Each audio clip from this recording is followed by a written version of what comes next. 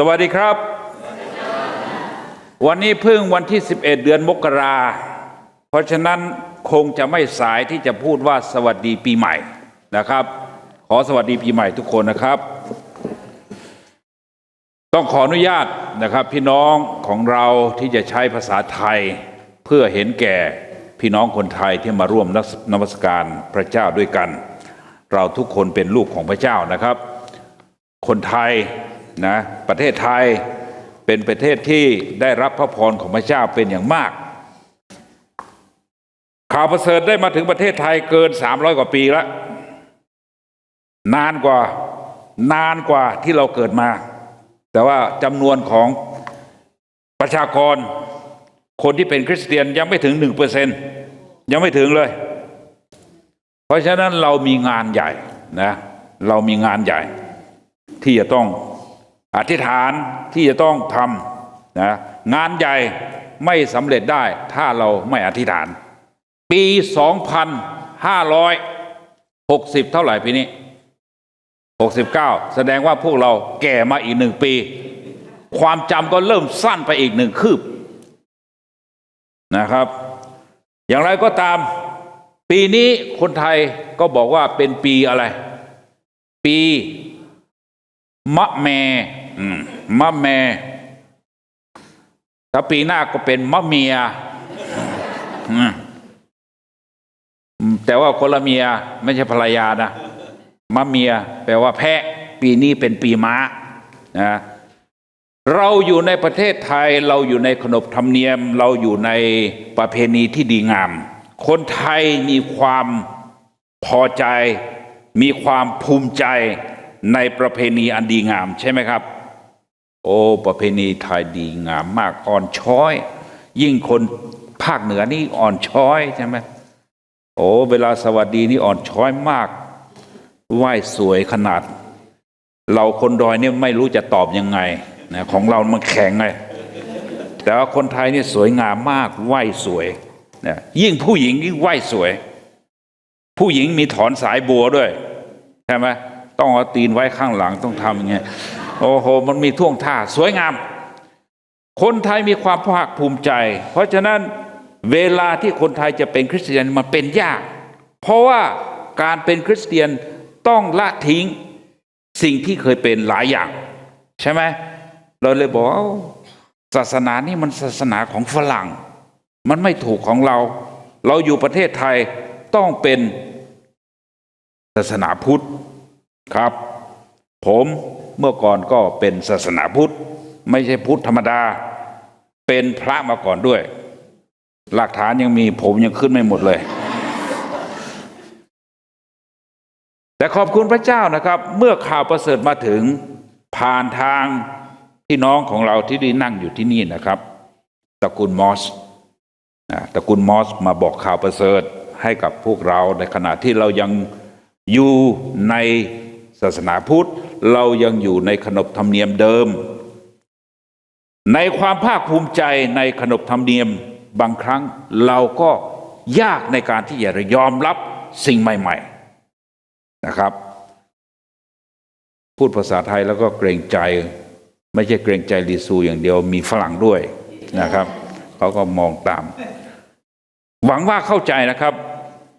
You understand what I'm saying? Okay, that's good.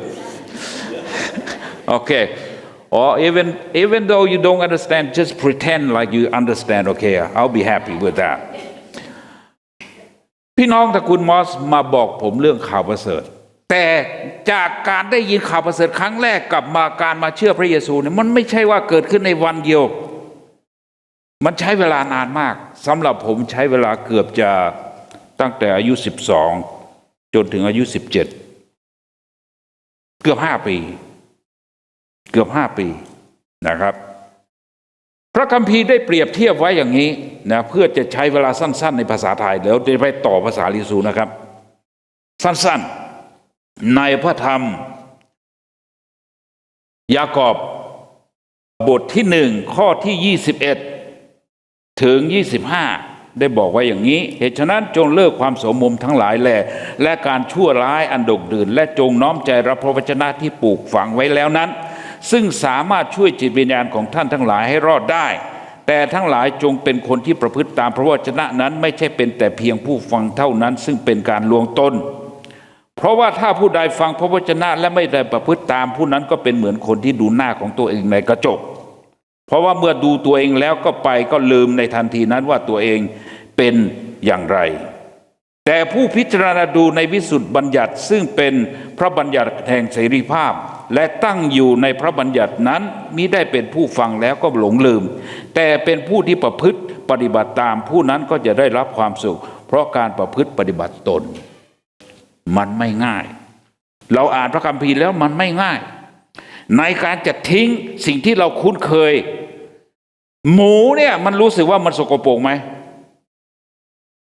มันเคยรู้สึกว่ามันต้องอาบน้ำไหมมันไม่เคยรู้สึกมันมีความพอใจในการจะคลุกขี้เปิดนะในการที่จะคลุกกับต้มลมมันคุ้นเคยแล้ว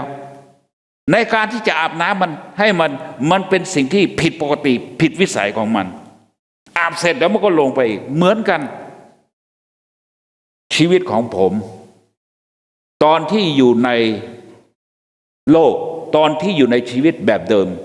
เราก็มีความคุ้นเคยความคุ้นเคยของเรามีอะไรบ้างยกตัวอย่างปัจจุบันนี้เวลานี้คนไทยปีนี้เมื่อกี้บอกแล้วว่าเป็นปีมะแม่เนี่ยปีหน้าเป็นมะเมียใช่ไหมปีนี้เป็นมะแม่คือปีม้าปีม้าทำไมคนทางนี้ถึงมีความคิดปีเป็นสัตว์ต่างๆแต่ละสัตว์แต่ละปีนั่นน่ะหมายความว่าปีนั้นครอบครองหรือว่าควบคุมชีวิต direction ของปีนั้นเข้าใจไหมครับการจะทำอะไรต่างๆมันต้องถูกกันเพราะฉะนั้นถ้าเราดูในอินเทอร์เน็ตหรืออะไรจะมีคนที่บอกว่าผมเนี่ยมีความสามารถในการที่จะแก้ชงให้ปีของคุณเนี่ยมันเจริญรุ่งเรืองถ้าคุณเป็นหมอนวดคุณจะได้มีลูกค้านวดทั้งมือทั้งตีนใช่ไหมลูกค้าเต็มไปหมดผมจะช่วยให้คนไทยคิดอย่างนั้นหมดใช่ไหมเวลาจะออกบ้านก็ต้องไหว้นะไหว้สัตว์ที่คุ้มครองเราใช่ไหมเราผ่านจากตัวนั้นมา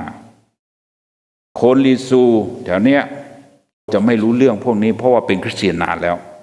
แต่คนในลิซูประเทศไทยเวลาเจอกันอายุเท่าไหร่เกิดปีอะไรอย่าไปบอกพศ2500เขาไม่รู้เรื่องต้องบอกว่าผมเกิดปีหมูผมเกิดปีหมาอย่างนั้นนี่ค่อยแล้วก็จะเอามือมาแล้วจะนับชวดหนูขาน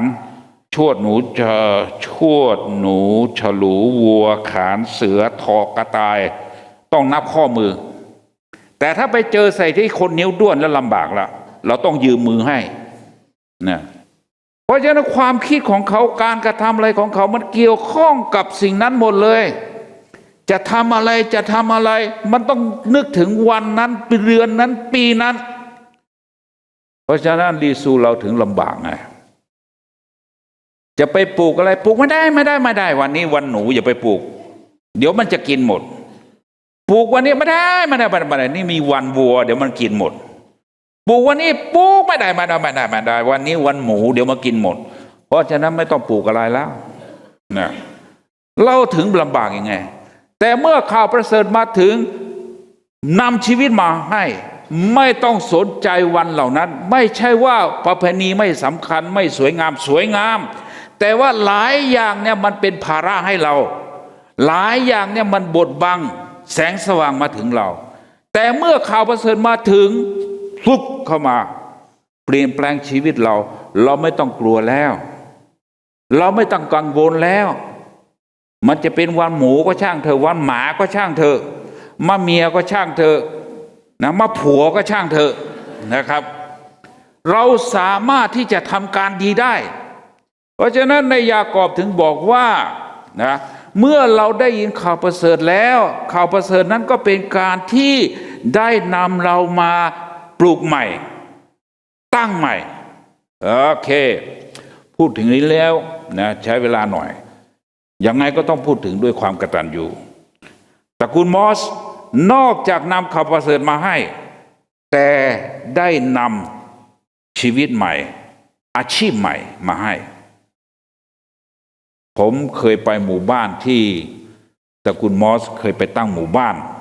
หลังจากที่ย้ายออกมาจากป่าถังแล้วมาอยู่ที่ลุ่มแม่น้ำโขงหมู่บ้านแรกคือหมู่บ้านเยจี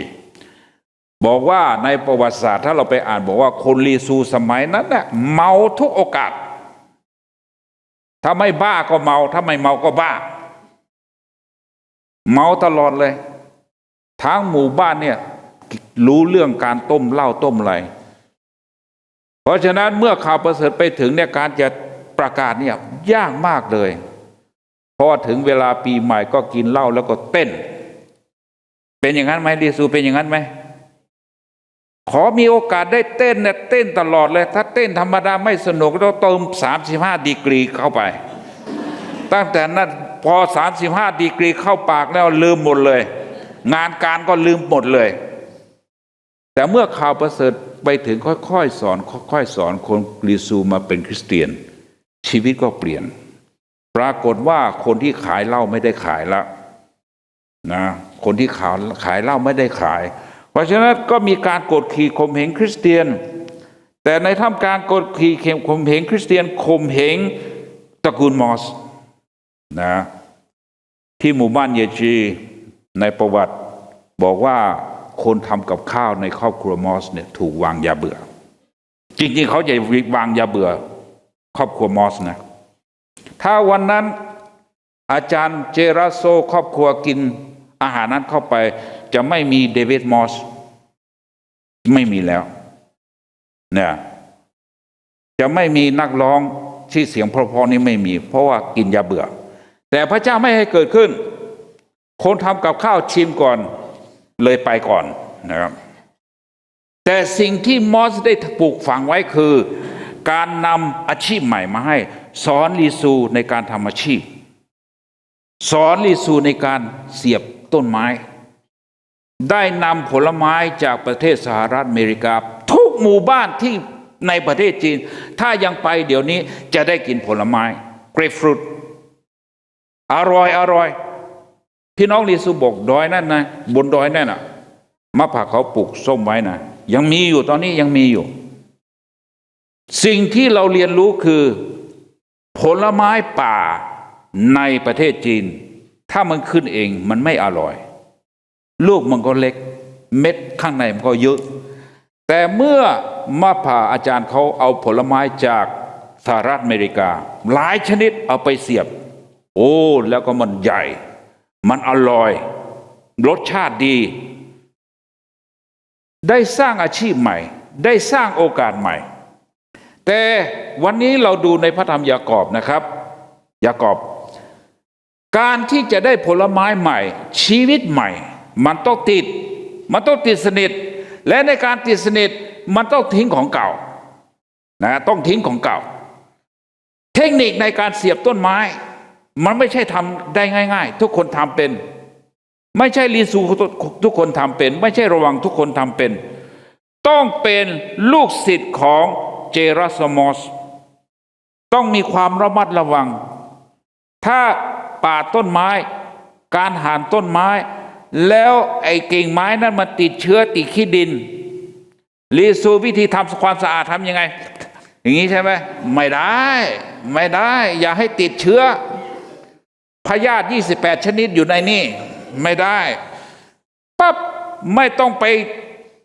ให้ติดอะไรเสียบเข้าไปไม่ใช่เสียบเลือกเสียบเข้าเสียบออกอย่างนี้ไม่ได้เสียบปุ๊บพันถึงจะรอดเหมือนกันหลายคนที่เป็นคริสเตียนในปัจจุบันเราชอบเป็นคริสเตียนเข้าๆออกเราเป็นคริสเตียนเข้าๆออกเป็นคริสเตียนเราตัดสินใจแล้วเราต้องติดสนิทอยู่กับพระเจ้าเราถึงจะติดเป็นอันหนึ่งอันเดียวกับพระเจ้าติดเป็นอันหนึ่งเดียวกับคริสตจักรแต่ถ้าเราเข้าออกแล้วไปอยู่ทางโลกแล้วก็มานี่แล้วก็ไปนั่นเราเป็นคริสเตียนอะไรท่องเที่ยวเราเกิดผลไม่ได้ พระเจ้าต้องการให้เราเกิดผลพระเจ้าต้องการให้เราเติบโตเพราะฉะนั้นเราต้องละทิ้งสิ่งที่ไม่สะอาดสิ่งที่เป็นบาปเราต้องทิ้งปี 2026 มาแล้วเราต้องดีกว่าปีที่แล้วต้องใกล้ชิดกว่าพระเจ้ากว่าที่แล้วสนิทกว่าพระเจ้ากว่าที่แล้วแต่ถ้าเราคิดว่าเราแค่เอากิ่งไม้นะมาไว้ใต้ต้นไม้แล้วกิ่งนั้นจะงอกขึ้นมันเป็นไปไม่ได้ impossible หรือว่าถ้าเรามาเสียบแล้วแค่มาแปะไว้มันก็ไม่ติดหรือถ้ามันติดมันก็ไม่ใช่ของต้นนั้น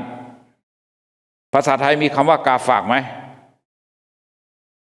เข้าใจคำว่ากาฝากไหมต้นกาฝากเนี่ยมันไม่ใช่ของต้นไม้นั้น In English you call mistletoe right some kind of parasite it doesn't belong to the tree but it attached to the tree it doesn't produce fruits but it sucks from the tree we can't be like that in the church we have to be grafted inในคริสตจักรเราไม่สามารถที่จะเป็นแค่กาฝากเราต้องเป็นส่วนหนึ่งของคริสตจักรเราต้องอย่างลึกเข้าไปในพระวจนะนั้นและเมื่อเป็นอย่างนั้นเราก็จะเกิดผลและเกิดผลมากมายเกิดผลอะไรชีวิตเราเปลี่ยนไงชีวิตเราเปลี่ยนไงเราจะมีลักษณะของพระเยซูในชีวิตของเราสิ่งที่เราต้องดูในปีนี้คือเราต้องดูกระจกในพระคัมภีร์บอกว่าถ้าดูกระจกแล้วคุณจะดูเฉยๆแล้วผ่านไปใช่ไหมไม่ใช่มีคนดูกระจกไหมเช้านี้มีไหมยิ่งผู้หญิงนี่ดูหลายท่ายิ้มดูข้างหลังดูทุกท่านะครับแต่พวกเราผู้ชายไม่ค่อยดูไม่ดูเสียจนบางครั้งอันตรายไม่รู้ใส่กระดุมผิดหรือเปล่าประตูปิดหรือเปล่าเนี่ยเมื่อก่อนเคยมีนะอาจารย์ด้วยซ้ำเลยตอนนี้อาจารย์เขาไปอยู่สวรรค์แล้วคิดว่าไม่ถือโทษอาจารย์คำรบลืมปิดประตูอาจารย์อะไรเหรอลืมปิดประตูไม่ได้ดูกระจกแต่ถ้าดูกระจกแล้วไม่แก้ไขเป็นยังไงเราผู้ที่ติดสนิทในพระเยซูคริสต์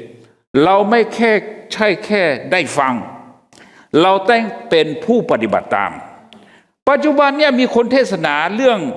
พระคุณแต่ลืมการเชื่อฟังนะครับอย่าทิ้งการเชื่อฟังเพราะว่าในพระคุณนั้นน่ะคือการยอมรับด้วยความเชื่อฟังไงพระคุณนั้นถึงจะเกิดผลเพราะฉะนั้นอย่าให้เราเป็นแค่ขี้นกที่ไปตกอยู่บนต้นไม้แล้วมันงอกขึ้นอย่าให้เราเป็นแค่กาฝากแต่ให้เราเป็นส่วนหนึ่งของต้นไม้นั้นให้เราเป็นส่วนหนึ่งของคริสตจักรบอร์เนียวให้เราเป็นส่วนหนึ่งของประกายของพระคริสตจักรทั้งหมดที่มีส่วนร่วมในการรับและมีส่วนร่วมในการให้คริสเตียนเราต้องเจริญเติบโตเราอยู่ที่เก่าไม่ได้ถ้าเราอยู่โตเราก็เริ่มตายใช่ไหมครับถ้าเราหยุดโตเราเริ่มตายเพราะฉะนั้นในปีใหม่นี้ขอให้เราโตและเกิดผลมากมายเหมือนที่คนไทยบอกว่าเฮงใช่ไหมขอให้รวยความรักของพระเจ้ารวยพระคุณของพระเจ้าดอไทยหัวมาเทเลนเอาโอเคบายเนอะภาษาไทยจบกันตัวเอง